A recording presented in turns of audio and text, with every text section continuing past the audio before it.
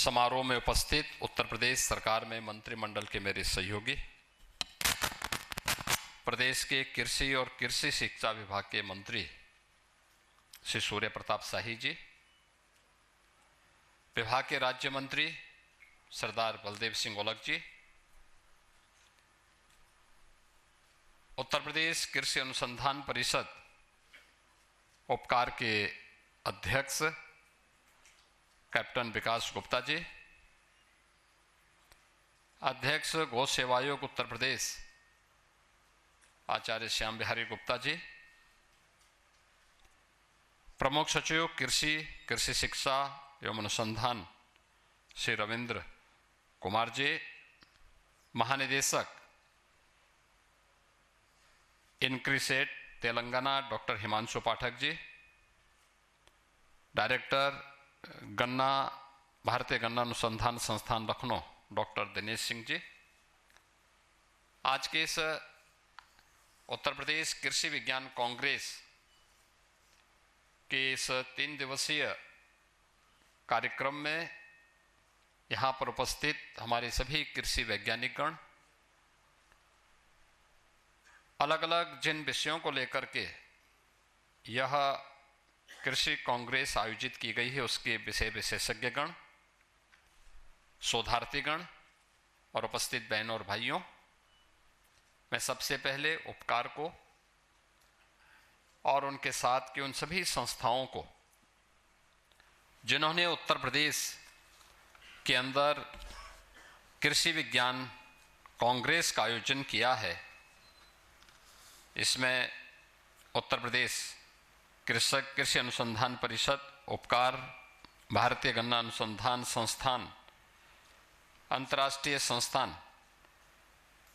उत्तर प्रदेश कृषि विज्ञान अकादमी, गौ सेवा आयोग, इन सब के द्वारा जो त्रिदिवसीय कृषि विज्ञान कांग्रेस का आयोजन किया गया, इन सभी को मैं हृदय से धन्यवाद देते हुए आप सभी इस फील्ड के वैज्ञानिकों को, विषय विशेषज्ञों को, शोधार्थियों का मैं उत्तर प्रदेश सरकार की ओर से हृदय से स्वागत करता हूं, अभिनंदन करता हूं। वास्तव में जब हम लोग इस महत्वपूर्ण विषय पर चर्चा करेंगे, 3 दिनों तक अलग अलग विषयों को लेकर के हम चर्चा करेंगे, तो कृषि और कृषि से जुड़े हुए उस सभी क्षेत्रों को समाहित करते हुए हम यहाँ पर उन मुद्दों को आगे बढ़ाएंगे जो हमने फील्ड में कार्य करके देखा है या जो परिणाम हम लोग लेकर के आए हैं, उसी चर्चा को हम आगे बढ़ाएंगे। अगर आप उत्तर प्रदेश की बात करते हैं तो यह भारत की सबसे बड़ी आबादी का राज्य है। सबसे बड़ी आबादी का राज्य इस बात का प्रमाण है कि जब यहाँ खेती के अनुकूल और जीवन के अनुकूल वातावरण रहा होगा, तब सबसे अधिक आबादी यहाँ बसी होगी, और वह आज भी हम सबको देखने को मिलती है। उत्तर प्रदेश जैसे राज्य में दुनिया की सबसे उर्वरा भूमि, दुनिया की सबसे अच्छा जल संसाधन, अगर आज भी आप देखते होंगे दुनिया के अंदर अगर सिंचित भूमि का प्रतिशत सबसे अधिक कहीं पे है तो वह भारत के अंदर, और भारत में कहीं है तो वह उत्तर प्रदेश के अंदर ही आपको मिलेगी। और जो प्रारंभिक शर्तें हैं उन सब शर्तों को पूरा करते हुए थोड़ा भी हम ध्यान दे दें तो कैसे परिणाम आते हैं। परिणाम किस रूप में सामने आते हैं? भारत की कृषि योग्य, भारत की कुल आबादी का 16 से 17% उत्तर प्रदेश में निवास होती, जनसंख्या उत्तर प्रदेश में निवास करती है। लेकिन कृषि योग्य भूमि में, भारत की कुल कृषि योग्य भूमि में कुल 11% यूपी के पास है, लेकिन खाद्यान्न उत्पादन इसी 11% भूमि में हम भारत के कुल खाद्यान्न उत्पादन का 21% उत्पादन अकेले उत्तर प्रदेश करता है।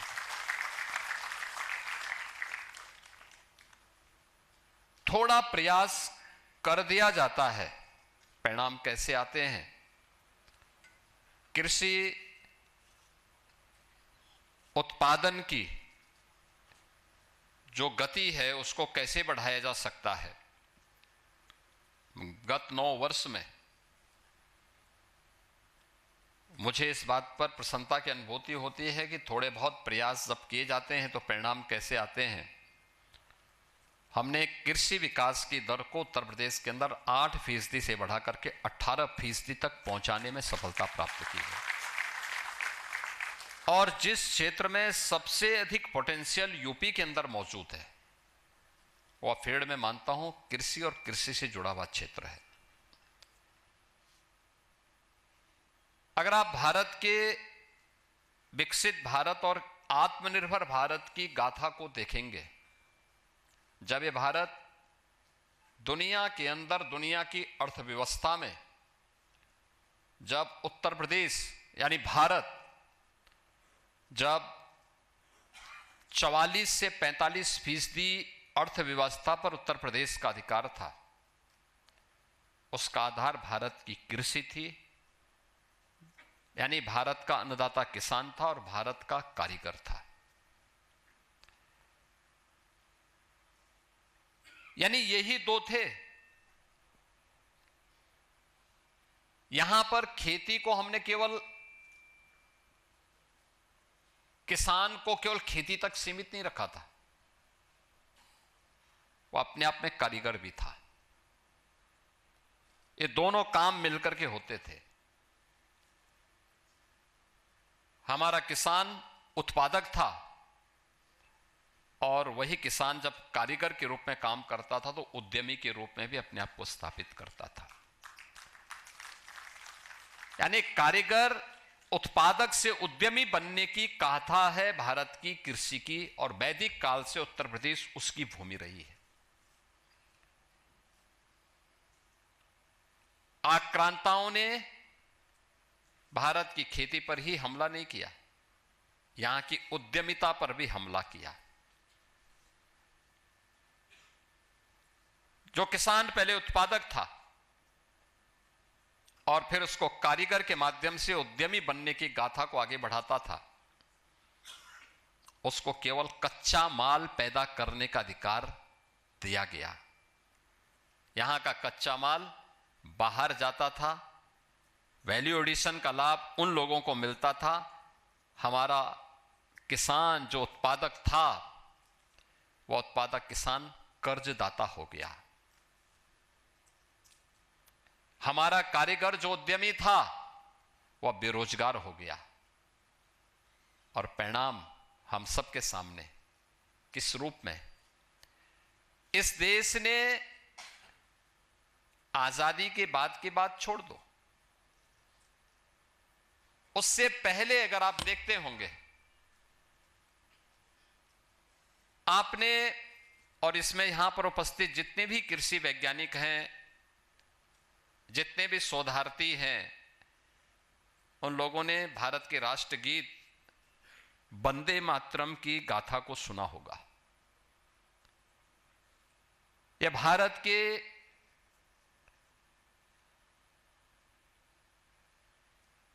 अंदर आनंद मठ पर आधारित एक उपन्यास है, उस उपन्यास का एक पार्ट है। यह बंगाल के त्रासदी पर आधारित गीत है। बंगाल के अंदर जब अकाल पड़ती है, क्या स्थितियां हुई थी, लोग भूखों मर रहे थे। वहां का एक जमींदार महेंद्र नाथ के परिवार पर भी किस प्रकार की बीती थी, और फिर सन्यासी विद्रोह हुआ था। उस समय के ब्रिटिश और औपनिवेशिक काल में किस प्रकार का शोषण होता था, उसकी पूरी गाथा उस आनंद मठ के अंदर समाहित की गई है। यह भारत के उस उत्पादक किसान को जब कर्जदाता बना दिया जाता है, तो कर्जदाता बनने की गाथा अकाल के रूप में और त्रासदी के रूप में हम सब के सामने देखने को मिलती है। और यही हम सब ने देखा है, यही गाथा है हमारे सामने। और मुझे लगता है कि इन सब बिंदुओं पर चर्चा करने की आवश्यकता है, देखने की आवश्यकता है। संभावनाएं आपके सामने हैं, उन संभावनाओं को कैसे आप जमीनी धरातल पर उभार करके दुनिया को अपनी ओर आकर्षित कर सकते हैं, यह सामर्थ्य आपके सामने अभी आने वाली समय की चुनौतियां भी हैं। आज यद्यपि एक खुशखबरी आप सबको और दुनिया के सामने है कि जो गल्फ में वार चल रहा था उसमें सीज फायर कुछ समय के लिए हुआ है। क्या स्थितियां होती हैं अभी कुछ कहा नहीं जा सकता। हॉर्मुज जल डमरू मध्य से पेट्रोलियम उत्पादों का आवागमन सुचारू रूप से हो पाता है कि नहीं हो पाता है। फर्टिलाइजर उत्पादन और उसके बाद की परिस्थितियां क्या होती हैं, वह सप्लाई चेन बनाने में कितना समय लगता है। और जब भी हमारी निर्भरता दूसरों पर रहेगी तो हमें असहाय और चौराहे पर किम कर्तव्य विमूढ़ की स्थिति में जरूर खड़ा कर देगा। और वही स्थिति आज हमारे सामने ही नहीं, दुनिया के अंदर जिन लोगों ने भी अपनी परंपरागत खेती को छोड़ा था। वैदिक कालीन भारत, हमारे गांव की इकाई आत्मनिर्भर होती थी, उत्पादक और उद्यमिता जब किसानों के पास थी। एक साजिश के तहत उस आत्मनिर्भर इकाई को ही भंग किया गया। आज गांव बदहाल है, पलायन है। हर व्यक्ति सरकार को कोसता तो है, लेकिन शासन की योजनाओं से जुड़ने में कोताही महसूस करता है। हमने कोई ऐसा इकोसिस्टम नहीं तैयार किया जो हर सम विषम परिस्थितियों में टॉप टू बॉटम प्रत्येक कड़ी को जोड़ते हुए उन चुनौती का सामना करने को अपने आप तैयार कर सके। और इसीलिए हर पक्ष अपने अपने उसको लेकर के काम करता तो है, लेकिन उसके परिणाम किस रूप में आने चाहिए, ये चुनौती होती है।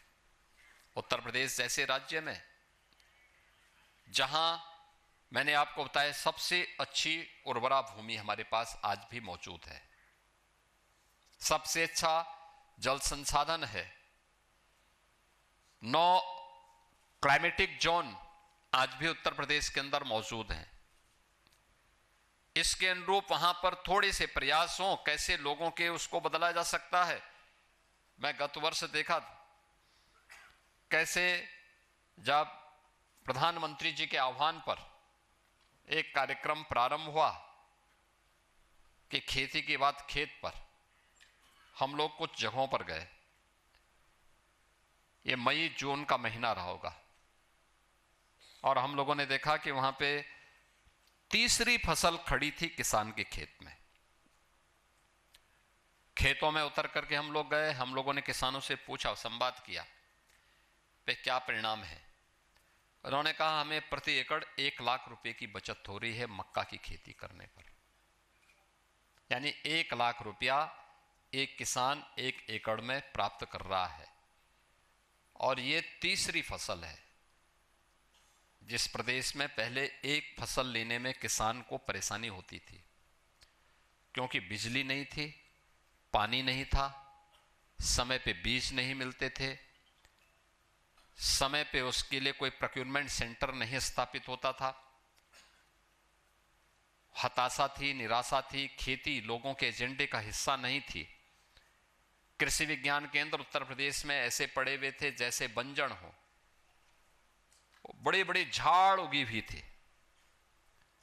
और 17 में जब हम लोग इस दिशा में कार्य प्रारंभ किए, उस समय हमारा जो झांसी में सेंट्रल एग्रीकल्चर यूनिवर्सिटी है, उसके जो इस समय के वीसी हैं, उस समय वह कृषि विज्ञान केंद्र की दिशा से उत्तर प्रदेश में आए थे और उस समय उन्होंने इस दिशा में प्रयास प्रारंभ किया।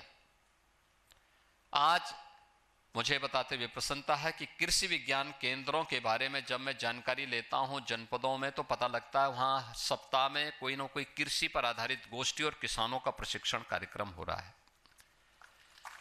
डेमोस्ट्रेशन के माध्यम से वो किसान को बताते हैं कि ये काम इस रूप में होना चाहिए और इस परिणाम को इस रूप में हम ला सकते हैं। ये चेन बनी है कृषि विज्ञान केंद्र और कृषि विश्वविद्यालयों के आपसी समन्वय के माध्यम से। उन वैज्ञानिकों के पोटेंशियल को आगे बढ़ाने का काम आगे बढ़ा है। सरकार ने कृषि और खेती को भी एक एजेंडे का हिस्सा बनाया है और अन्नदाता किसान उसके साथ जुड़ा है। आज हम लोग अकेले गन्ना उत्पादक किसानों को, जिस उत्तर प्रदेश में 10-10 वर्षों से गन्ना मूल्य का भुगतान नहीं हुआ था, चीनी मिलें बंद हो रही थी, बेची जा रही थी, आज वे शुगर कॉम्प्लेक्स के रूप में काम कर रहा है। और उत्तर प्रदेश देश का कुल गन्ना उत्पादन का 55% अकेले उत्तर प्रदेश उत्पादन कर रहा है। इथेनॉल उत्पादन 41 करोड़ लीटर से बढ़कर के लगभग 2.25 लाख करोड़ तक पहुंच चुका है। इतना 2.25 लाख करोड़ तक ये पहुंच चुका है।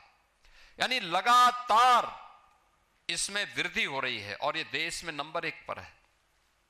हम लोगों ने अब तक गन्ना किसानों को ही, अगर आप देखेंगे तो लगभग 2,90,000 करोड़ रुपए से अधिक की राशि गन्ना किसानों के खाते में हम डीबीटी के माध्यम से भेज चुके हैं। थोड़ा सा प्रयास हो, कैसे चेंज लाया जा सकता है। आज मुझे बताते हुए प्रसन्नता है, उत्तर प्रदेश के अंदर जो 122 चीनी मिलें चल रही हैं, उनमें से 106-107 चीनी मिल ऐसी हैं जो 6-7वें दिन गन्ना मूल्य का भुगतान कर दे रही है। यानी गन्ना मूल्य के भुगतान में लेट नहीं। ये सब कुछ आपस में जुड़ा है। लोग नए नए चीनी मिल लगाने के लिए कहां आगे आ रहे हैं। हम कह रहे हैं नहीं भाई, थोड़ा रुक जाओ, गन्ना कम ना पड़े, पहले टेक्नोलॉजी अपनाओ। गन्ना उत्पादन बढ़ा है, थोड़ा सा प्रयास है। टिश्यू कल्चर ने उसमें स्थान लेना प्रारंभ किया है। लोगों ने नई तकनीक अपनानी प्रारंभ की है। अच्छे बीज आने प्रारंभ हुए हैं। समय पे बीमारी को चिन्हित किया जाता है और उस बीमारी का समाधान का रास्ता भी निकलता है।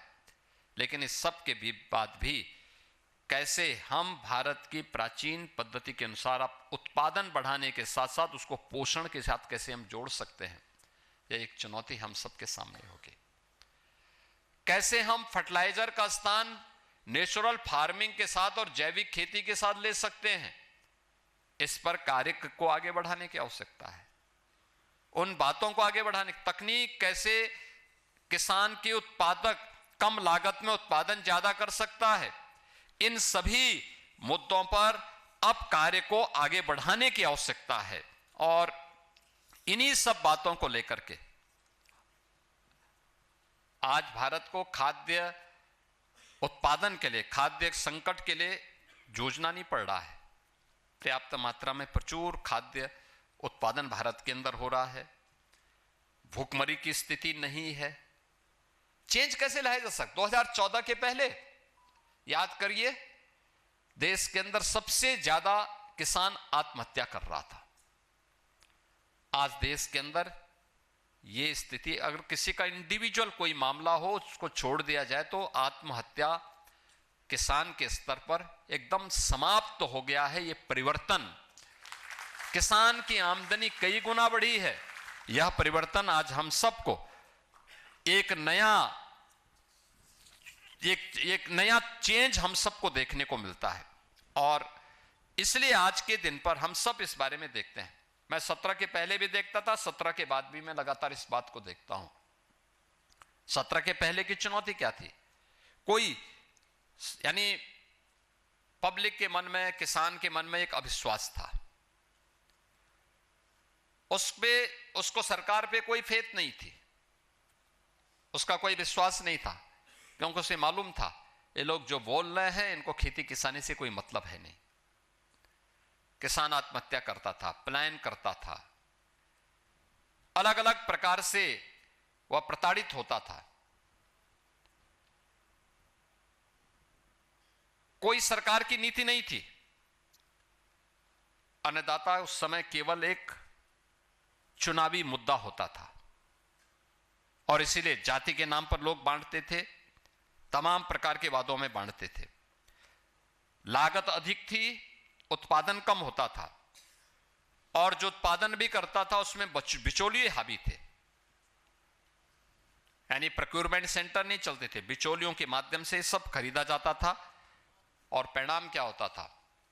अन्नदाता कर्ज के रूप में बोझ से दबता था और वह आत्महत्या करने के लिए मजबूर होता था। और 2017 के बाद हम लोगों ने कार्य जो प्रारंभ किया, आज हमारे पास इसके लिए स्पष्ट नीति है। हमारे पास आज अन्नदाता किसान को बीज से लेकर के उसके उत्पाद को खरीदने और उसको वैल्यू एडिशन के साथ जोड़ने के लिए भी सरकार के पास एक स्पष्ट नीति भी है, कार्यक्रम भी हैं और हम उसके उत्पाद को लागत का 1.5 गुना से अधिक दाम एमएसपी के रूप में उसको उपलब्ध करवा रहे हैं, उसके क्रय केंद्र के रूप में ही उसे हर प्रकार का सपोर्ट दे रहे हैं। यानी उत्तर प्रदेश के अंदर 85 से 86% भूमि तो सिंचित भूमि है। सरकार के द्वारा संचालित ट्यूबवेल तो पहले से फ्री बिजली दे रहे थे, नहरों से फ्री पानी हम दे ही रहे थे,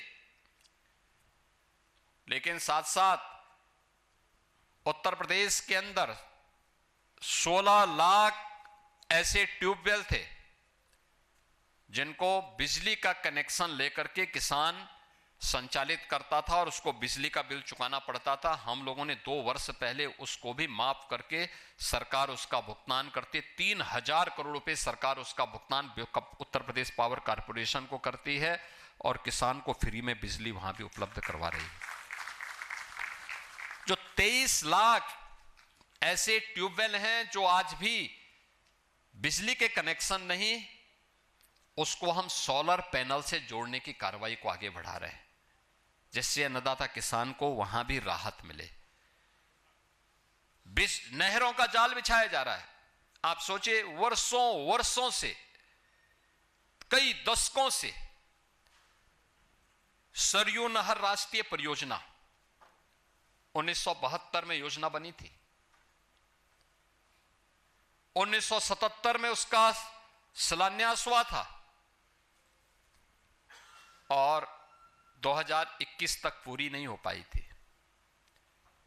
2021 में हम लोगों ने इसे पूरा किया और आज वह 14 लाख हेक्टेयर लैंड को सिंचाई की सुविधा उपलब्ध करवा रही है सरयू नहर राष्ट्रीय परियोजना।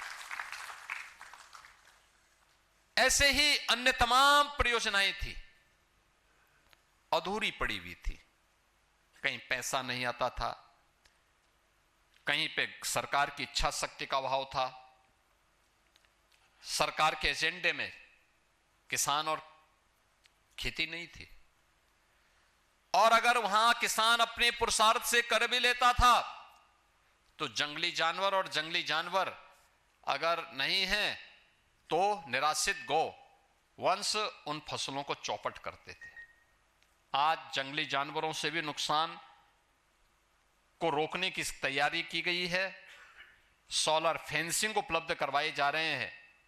साथ साथ पहली बार हुआ है और यूपी का मॉडल देश के अंदर लागू किया जा रहा है। 16 लाख गोवंश को हम निराश्रित गो आश्रय स्थल बनाकर 7,700 गो आश्रय स्थल बनाकर के हर गाय को 1,500 रुपये महीना उसके भरण पोषण के लिए सरकार उपलब्ध करवा रही है। मैं तो कृषि अपने गौ सेवा आयोग को बोलते बोलते थक गया कि इनको हर गौशाला में जाना चाहिए, गाय को भरण पोषण पर्याप्त मिले और वहां को प्राकृतिक खेती के साथ उन गौशालाओं को आप जोड़िए। यानी इस स्तर पर जाके सरकार कार्य कर रही है। आपके बुंदेलखंड में अन्ना प्रथा समाप्त सा हो गया, हर जगह उसके परिणाम है। लेकिन सरकार की योजना का प्रचार प्रसार गौ सेवा आयोग के स्तर पर जिस रूप में होना चाहिए उसका अभाव आज भी दिखता है। किसान को जोड़ने की आवश्यकता है इसमें। फार्मर रजिस्ट्री के माध्यम से हर किसान को उस व्यवस्था के साथ जोड़ना, अंश निर्धारण के कार्यक्रम को समय पे आगे बढ़ा देना, जैसे तकनीक पर आधारित हम किसी योजना को जोड़ते हैं तो लाभार्थी को सही ढंग से उसका लाभ प्राप्त हो जाता है। और यही कार्य आज हम सबको करना होगा और इस कार्यक्रम को हम आगे बढ़ा सकते हैं। हमें याद रखना होगा, हमें जब यहां पर हम इस त्रिदिवसीय कृषि विज्ञान से जुड़ी हुई इस कांग्रेस के समिट के आयोजन कर रहे हैं और इस कांग्रेस में उन तमाम मुद्दों पर हम चर्चा करेंगे। उन मुद्दों को जरूर प्रयास करिए कि प्रोडक्शन को प्रोडक्टिविटी में हम कैसे बदल सकते हैं। यह सबसे महत्वपूर्ण बात होगी, यानी केवल उत्पादन नहीं अपितु कम संसाधनों पर अधिक उत्पादन, कम लागत अधिक उत्पादन। और इसमें हमें खेती और किसान की एफिशिएंसी पर ध्यान देना होगा। यह कैसे हो सकता है? तकनीक से संभव है। दूसरा, प्रोडक्टिविटी को कैसे हम प्रॉफिटेबिलिटी में बदल सकते हैं, यानी जो कम संसाधन से अधिक उत्पादन, और इसमें अन्नदाता किसान की आय को बढ़ाने के लिए क्या कार्यक्रम हम कर सकते हैं, कैसे उस कार्यक्रम को हम आगे बढ़ा सकते हैं। और फिर प्रॉफिटेबिलिटी से प्रॉस्पेरिटी, यानी अन्नदाता किसान की आय बढ़ाने के साथ ही उसको उसकी खुशहाली के साथ जोड़ना है। अन्नदाता खुशहाल होगा तो देश खुशहाल होगा, समाज खुशहाल होगा। और इसके लिए हमें कहीं एक जगह सहारा मिलती है तो वह है, सबसे पहला है टेक्नोलॉजी। टेक्नोलॉजी पर आधारित नेक्स्ट जनरेशन फार्मिंग, कैसे हम इस दिशा में कार्य कर सकते हैं। टेक्नोलॉजी और डाटा से संचालित आज के इस युग में हम अपने अन्नदाता किसान को कैसे जोड़ सकते हैं, इसके बारे में। कृषि में प्रिसीजन, यानी ड्रोन से सटीक और नियंत्रित तरीके से खाद का छिड़काव। आप देखते होंगे खेती में जहां पे तकनीक का उपयोग किया जाता है, एक जैसी खेती दिखाई देती है, लेकिन जहां पर लोग बेतरतीब तरीके से छिड़काव करते हैं तो उसमें भी खेती में भी विषमता हमें देखने को मिलती है। सब पता लग जाता है क्या स्थिति है, हम उसका कर सकते हैं। सैटेलाइट से भूमि और मौसम की निगरानी करना। आप देख रहे होंगे इस समय असमय बरसात, अतिवृष्टि, ओलावृष्टि, आंधी तूफान के कारण खड़ी फसल पूरी नष्ट हुई है। आज मैंने यद्यपि कई बैठक, लेकिन आज मॉर्निंग में ही मैंने काफी बड़ी बैठक ली है कृषि से जुड़े हुए इस मुद्दे को लेकर के। यानी खेती जब किसान उसको अपने घर में लेकर के समेटने के लिए जा रहा था, तीसरी चौथी बार अतिवृष्टि, ओलावृष्टि और आंधी तूफान से उसकी फसल लगभग नष्ट हो गई है। और इसके लिए सरकार ने अब अपनी एक कार्य योजना बनाई। आज प्रातःकाल ही मैंने एक व्यापक कार्य योजना को आगे बढ़ाने के लिए कहा। एक कि सबसे पहले इस पूरी प्रक्रिया में कहीं जनधन की हानि हुई है तो उत्तर प्रदेश एक ऐसा राज्य है जहां पर वह जो हमारा किसान है, किसी भी आपदा में जन हानि पर अन्नदाता किसान या बटाईदार या उसके परिवार के किसी सदस्य के दुर्घटना की चपेट में आने पर उसको तत्काल कंपनसेशन देने की व्यवस्था हम करते हैं। और उसके लिए मुख्यमंत्री कृषक दुर्घटना बीमा योजना के अंतर्गत हम उसे 5 लाख रुपए की धनराशि तत्काल उपलब्ध करवाते हैं पीड़ित परिवार को। हमने कहा 24 घंटे के अंदर अन्नदाता किसान को यह सहायता मिलनी चाहिए। पशु हानि पर भी राहत कोष से यह राशि इसको तत्काल उपलब्ध हो जाए। अगर किसी किसान का या किसी नागरिक का आवास अग्निकांड की चपेट में, तूफान की चपेट में, अतिवृष्टि या ऐसी किसी चपेट में आ गया, तत्काल उसके लिए मुख्यमंत्री आवास योजना में एक आवास उसको उपलब्ध करवाने की कार्रवाई भी करें। अतिवृष्टि ओलावृष्टि के कारण जो नुकसान हुआ है, स्वाभाविक रूप से बीमा कंपनियां सर्वे करेंगी, अपने अनुसार देंगी, पूरा नहीं दे पाएंगे। हमारा प्रयास होना चाहिए कि बीमा कंपनियां तो उसको कंपनसेट करे ही, साथ साथ राज्य को आपदाग्रस्त घोषित करते हुए हम हर पीड़ित किसान को सरकार के स्तर पर मदद करें। और सरकार ने उसके लिए आज आदेश जारी कर दिए हैं। बहुत इस पर हर जिलाधिकारी को आज ही आदेश जारी हो रहे हैं।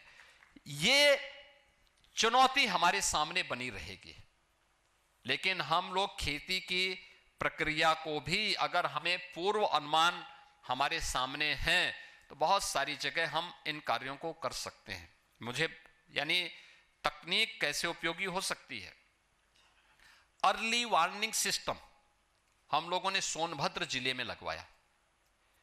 मुझे याद है मिर्जापुर और सोनभद्र में आज से 5 वर्ष पहले एक दिन में 30 मौत हुई थी आकाशीय बिजली से।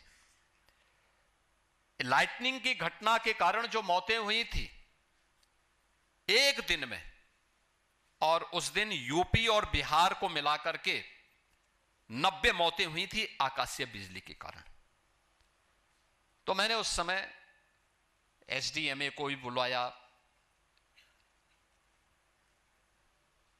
अन्य सभी संबंधित विभागों को बुलवाया। मैंने कहा मुझे बताओ कि आखिर इसको रोकने के लिए यह हुआ कि अर्ली वार्निंग सिस्टम के माध्यम से हम 3 घंटे पहले लोगों को इसकी सूचना दे सकते हैं, उनको इसके बारे में जागरूक कर सकते हैं।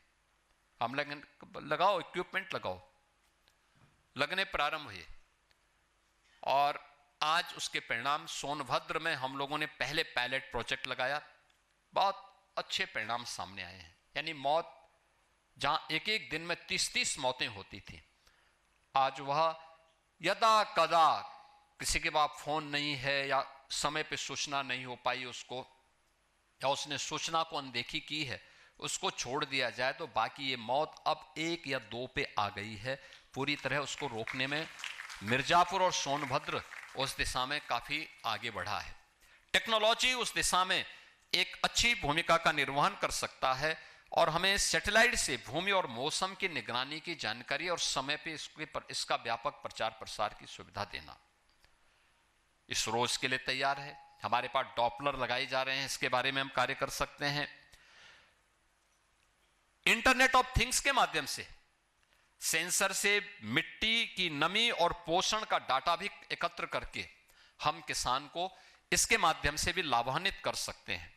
कृषि में आर्टिफिशियल इंटेलिजेंस का उपयोग किया जा सकता है, फसल का रियल टाइम विश्लेषण करना, रोगों को समय रहते पहचानना, उत्पादन का पूर्वानुमान लगाना और कृषि में बायोटेक्नोलॉजी के माध्यम से अच्छे बीज यानी अच्छी उत्पादकता वाले बीजों को भी हम सामने ला सकते हैं। ये बायोटेक्नोलॉजी उसमें एक बड़ी भूमिका का निर्वहन कर सकता है।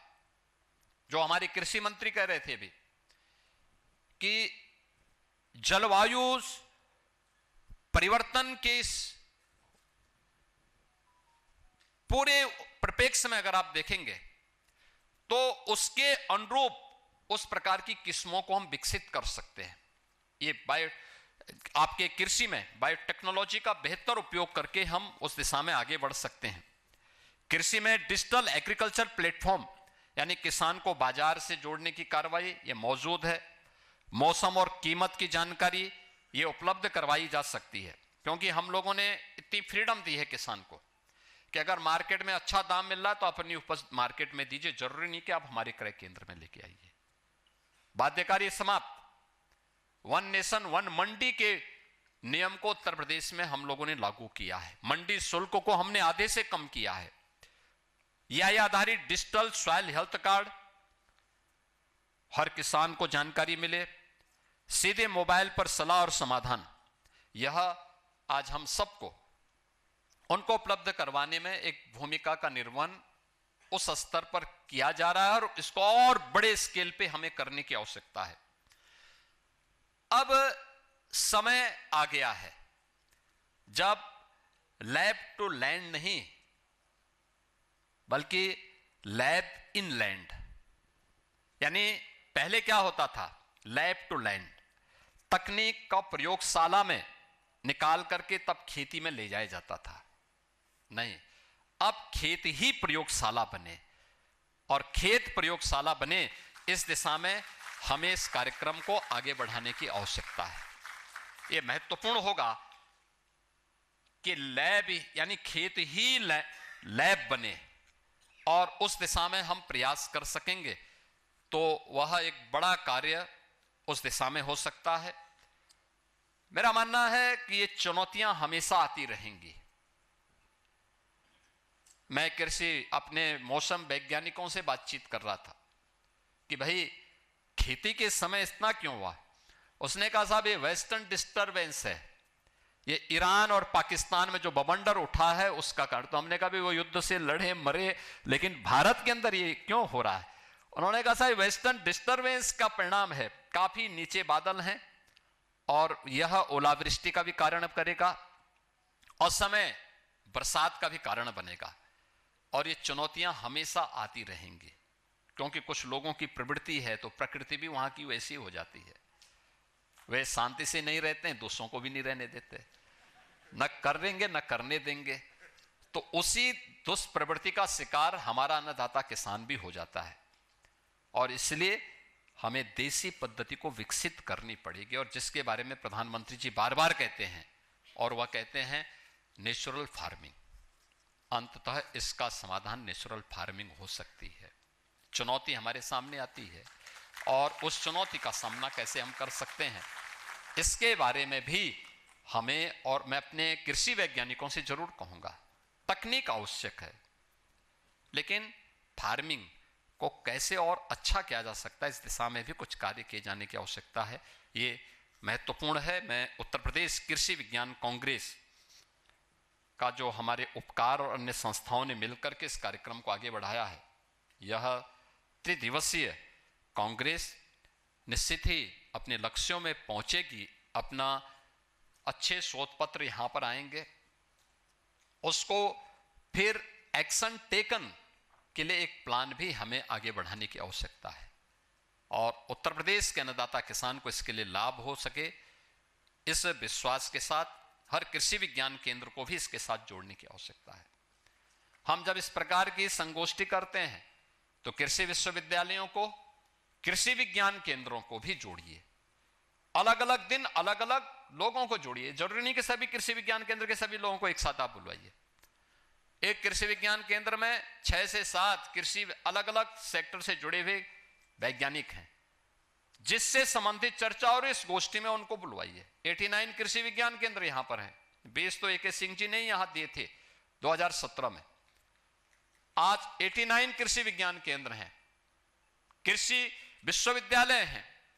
ये सभी मिलकर के इस दिशा में कार्य करेंगे तो कुछ ना कुछ लोगों के पास कुछ तो अनुभव होगा। प्रगतिशील किसान हैं, उनको भी इसके साथ जोड़ने की आवश्यकता है। अवश्य परिणाम आएंगे।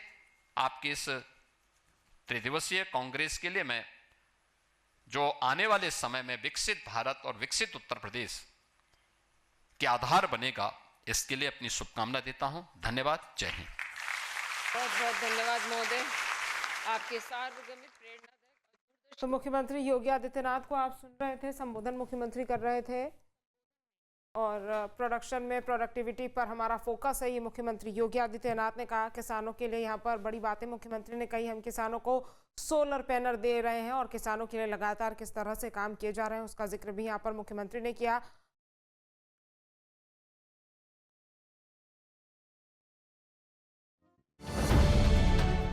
अब से DD फ्री डिश की चैनल नंबर 57 पर देखिए न्यूज नेशन।